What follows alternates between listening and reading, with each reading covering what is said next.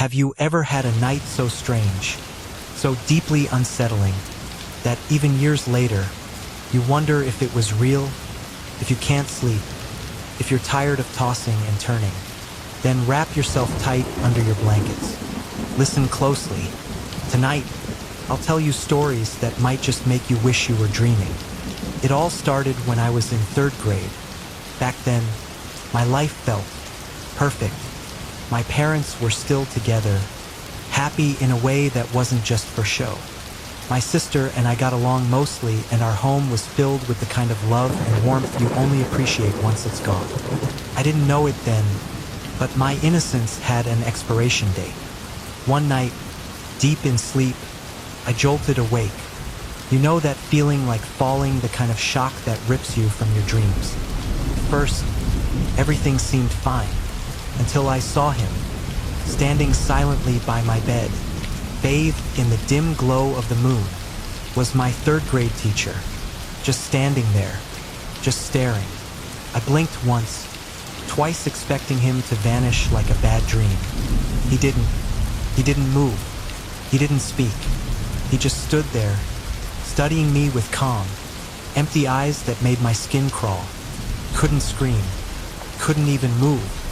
My chest tightened, my breath came in short, panic gasped, and yet I remained frozen. Tears welled up and spilled down my cheeks in silence. And that's when he moved. He turned, walked casually to the window, opened it, climbed out, and bizarrely put the screen back on before vanishing into the night.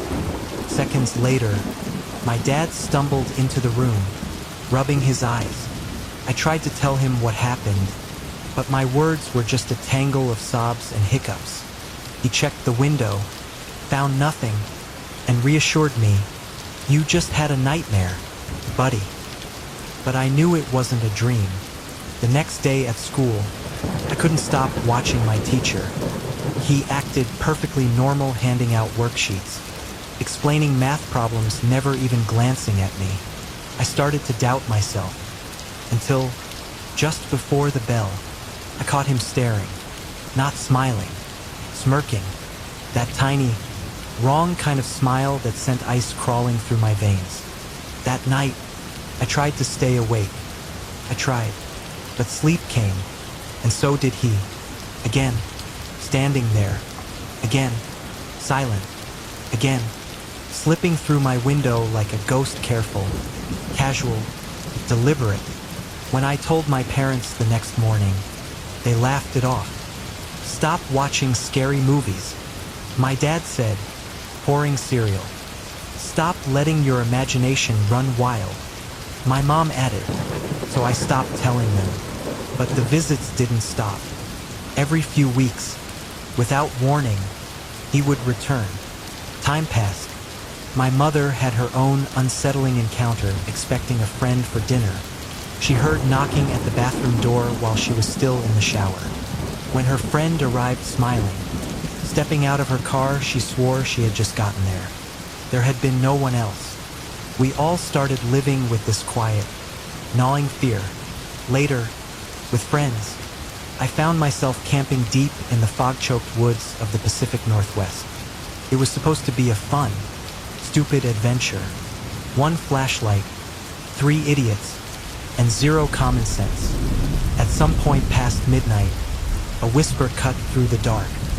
"Hello? Can you hear me?" The voice came from inside the tent, from between our heads. We didn't bother staying for breakfast. We ran. Back home, new nightmares awaited. Our basement cold, metallic, nothing like the rest of our home, started whispering at night. Tapping sounds, unexplained creaks. One day, while retrieving laundry, I swore I saw something moving beyond the washer, where no one should have been. I begged my parents to let me stay upstairs. They agreed, but peace was temporary. Years later, after grief and heartbreak tore my family apart, I returned to that same house. Fueled by anger, loss, and old fear, I smashed through the drywall of the basement wall only to find bones. Everywhere, bones and darkness. I ran. I didn't stop running until I reached the police station. But the nightmares didn't stop there. Alone in my apartment one night, missing my kids, my phone buzzed. A number I didn't recognize. Breathing on the other end. Click. Silence. And then came the voicemails, not threats. Not screams, but weird, mundane updates about a family I didn't know. Their injuries, their dinners, their shopping trips. All from a company called Happiness, a name that only made it all the more chilling.